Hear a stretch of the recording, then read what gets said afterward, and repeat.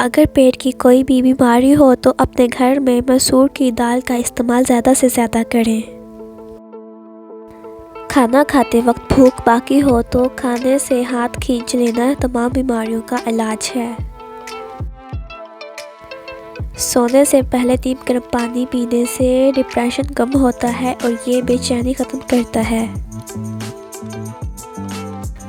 मूली को रात के वक्त खाने से सख्त परहेज़ करें क्योंकि इसे हज़म करना मुश्किल होता है। चेहरे के बदनुमा तिल मिटाने हैं तो पुदीने का रस चेहरे पर लगाएं।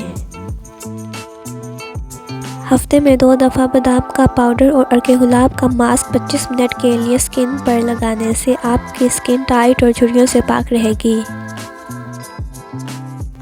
केले के साथ लस्सी पीने से गले में दर्द होने लगती है। 2 अदद केले और 1 तोला शहद मिलाकर खाना अमराज़े कल्ब में मुफीद माना जाता है। रसूलुल्लाह सल्लल्लाहु अलैहि वसल्लम ने फरमाया, जब भी कोई कांटा चुभता या ज़ख्म होता तो आप मेहंदी का इस्तेमाल करते। गोश्त सिर्फ जवान जानवर का खाओ।